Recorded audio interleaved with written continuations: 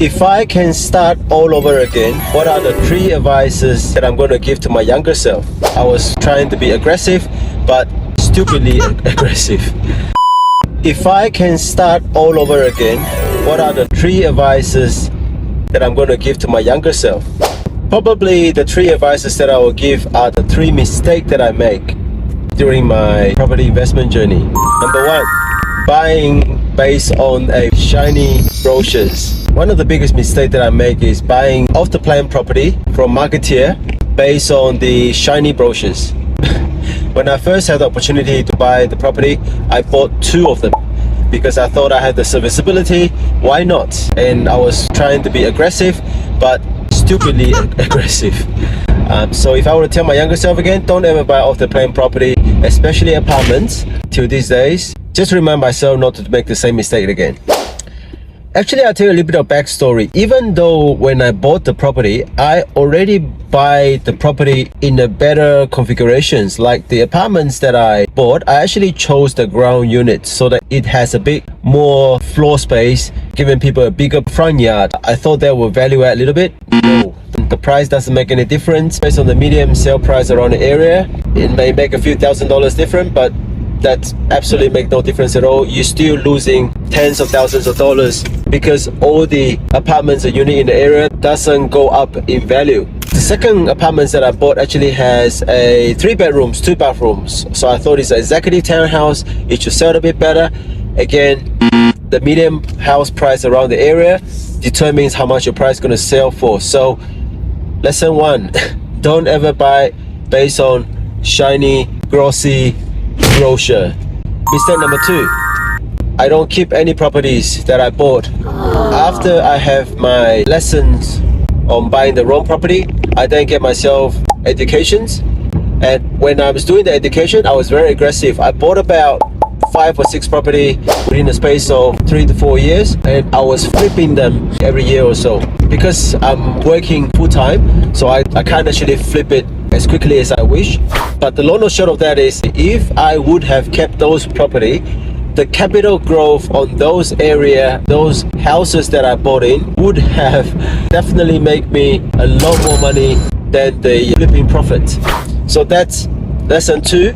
Always keep what you can afford to keep, especially if you see the growth and you can afford to keep. Lesson number 3 to my younger self: don't ever buy a big house thinking that that will be. Mistake and advice number 3: don't buy a house to live in, especially a big house. When I was doing pretty well after the flipping journey, I then wanted a house for myself. So I built a big house that I thought I would live in for the next 25 years. But the sad reality is I cannot afford to keep it. So back to the younger self, if you want to buy a house, max out your borrowing capacity and think that this is a house that is going to give you happiness, the house that is going to set you up well for your family. Just be aware of what you're doing there. I don't know how many times, how many young couple or young professionals bought their first ideal dream homes and end up finding themselves in a hole, feeling stuck after about 3 to 5 years when the interest only terms is finishing up. I don't know how to say this, but to my younger self, please don't buy a house to live in just for the sake of thinking that this is the final house that you're going to get for the rest of your life. It doesn't work that way. I would rather you buy something that you can get rental income from. For example, either a granny flat at the back or something within a house structure that you can get more income from your property than just living it in this big mansion that causing you pain, sucking up all your pay. Yeah, mistake and advice number 3, don't buy a house to live in long term. If you want to, buy something that you can generate incomes from it. You can reinvesting. Basically, if you rent this property out at a higher rent that you can rent elsewhere, rent your place out and then rent elsewhere. That way you actually have what I call passive incomes from the property that you're going to keep. And especially some of the property that has a big capital gain, that's going to worth even more for you. Yeah, the 3 mistakes and the 3 advice that I'll give to my younger self. Hopefully you will get some value from there. Out of the 3 mistakes, how many mistakes have you made so far? If you try to get out of your current situations and you need help, it's not the end of the world.